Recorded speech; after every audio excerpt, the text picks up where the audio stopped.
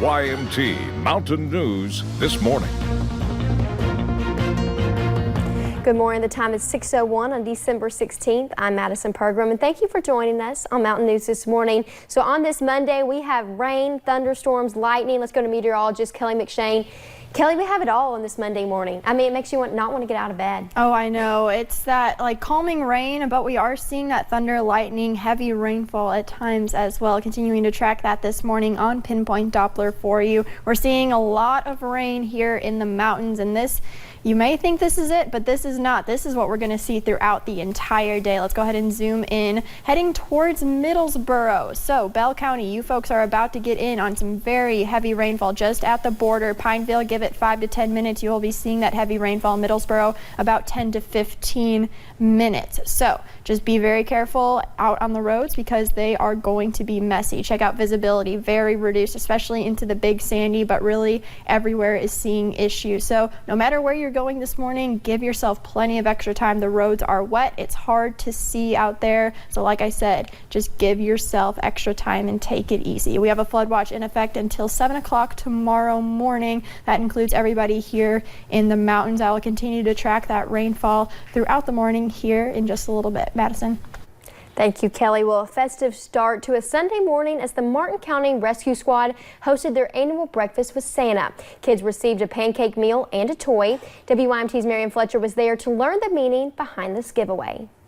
The holiday season is known as a time for giving. Seeing the smiles on the children's faces. And although the Martin County Rescue Squad gives year-round, we're giving out stuff usually once a month here at the building. That does not stop Rex Endicott and his crew from holding their annual breakfast with Santa. The parents come and sit and eat also and enjoy with the kids and have a good time. Dedicating this year's giveaway to his mom and dad. Dad started the rescue squad back in 73, 74. Roy Endicott loved his community, especially the younger generation. Oh yes, he enjoyed them very so, especially all his grandchildren. He had 64 grandchildren. Rex hopes to carry on this giving legacy. I think it's a God's blessing to be able to carry this on, to take care of our communities and support our communities, and especially the children, because one day they may be the future here of Martin County. Now many in Martin County are grateful for his giving heart. My kids have had so much fun. They baked like 15 pancakes. Erica DeLong brought her kids to see Santa Claus. They were so excited. I'm so grateful that the community does this for us. As Roy's memory continues to give for years to come in Martin County. Marianne Fletcher, WYMT Mountain News. Around 150 kids and their parents were there, and Chief Rex Endicott says he hopes next year they hope to double that number. And in Cincinnati, the Bengals and the U.S. Marine Corps teamed up yesterday for the 30th annual Toys for Tots collection. While fans made their way into Paul Brown Stadium, they had the opportunity to drop off new unwrapped toys or cash donations to the U.S. Marine Corps. Volunteers who stood outside every entrance, and every contribution made will be given to a child who may not have had anything to open this holiday season. More than 54,000 children in the area will benefit from the collection. 60 U.S. Marine Corps volunteers were at each entrance collecting donations. And Staff Sergeant John McCobie says he is thankful for the community support. I think that's part of what Marines should be doing. Not only are we trying to serve the country, it's also good to get out and serve the community, I think. Staff Sergeant McCobie says when it comes to a goal, he is grateful no matter what, but hopes that they can raise more than in years past. And a Tennessee woman gets an early Christmas present, a baby boy. Lauren Chalk found out shortly before Thanksgiving that she was pregnant and 38 weeks along. Chalk has polycystic ovarian syndrome, which causes her to have irregular menstrual cycles. That's why she did not know that she was pregnant. Given the history of miscarriages that I had, I would think that I was pregnant before and take a pregnancy test and it would be negative. So I think that I just subconsciously was like, well, it's not going to be true anyway. Baby Wyatt was born December 2nd, and Chalk calls her son the best Christmas gift since Jesus. And the holidays can be a rough time for many, especially when it comes to illnesses. Because of the close proximities and extensive traveling to see family, many people end up catching viruses like the flu. WKYT's Olivia Russell spoke to an expert to see what steps you can take to avoid catching or spreading the flu this holiday season. The holidays, a time when people share meals, hugs, and germs. The challenge with the holiday season is it's a great time for friends and family, but it also happens to fall every single year during the time where we see the most infections. Dr. Ryan Stanton says as the amount of holiday parties rises, so does the amount of flu cases. We've really seen the numbers in our emergency department here in Lexington spike up this week more than we had any time before. So we're expecting it to really kind of stay pretty consistent and ramp up through the holidays and probably well into January. He says there are many reasons why the flu spikes during this time. The first, simply being around more people increases your chance of getting the flu. Also, being in close quarters spreads droplets faster. And the flu doesn't leave the room when a sick person does. You know, there's going to be a lot of areas that are contaminated. They're going to have that potential to spread the germ because these things can sit on surfaces for quite some time and still spread that infection.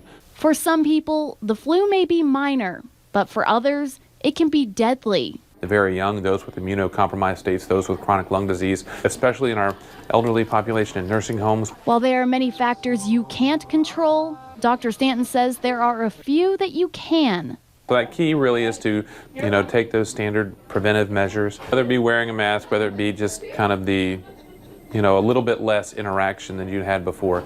Get your flu vaccine, and then really more than anything, be aware of those that are around you, especially those that are going to be higher risk. Because in the end, the key to a happy holiday is a healthy holiday. In Lexington, Olivia Russell, WKYT. And according to the Centers for Disease Control, the peak season for flu is between December and March. And these months are typically associated with cold weather and a tendency to stay indoors, which may lead to an increased likelihood of catching or spreading the flu. And the Wayne County Sheriff's Office was called to a fire in Monticello yesterday. The fire happened on Gregory Street. Both the Sheriff's Office and the Monticello Fire Department responded to the calls. Nobody was inside the building at the time of the fire, and the cause is still under investigation by Wayne County officials. And deputies arrested a convicted felon in Laurel County yesterday. They arrested Scotty Abrams after finding him passed out in a running car. He was under the influence. Here is what they found. You can see a handgun, knife, meth, scales, and other drug paraphernalia. Deputies say Abrams reached for his gun while they searched the car. Abrams is in the Laurel County Correctional Center. And the Betsy Lane Fire Protection District is issuing a warning about a scam. The volunteer fire department receives its smoke detectors from the American Red Cross. They say that someone placed baskets inside a Family Dollar in Betsy Lane soliciting the donation of 9-volt batteries. Captain Bobby Sloan has said that he does not want people wasting their hard-earned money and said the department does not accept public donations. And several crews responded to a 2-vehicle crash on Big Hill Road near the Rock Castle, Jackson County line yesterday. The Mount Vernon Fire Department says on their Facebook page that 4 people were injured in the crash, including one person who was trapped in their vehicle. All 4 were taken to area hospitals, and this is a developing story, and we will post updates on our website as we learn more.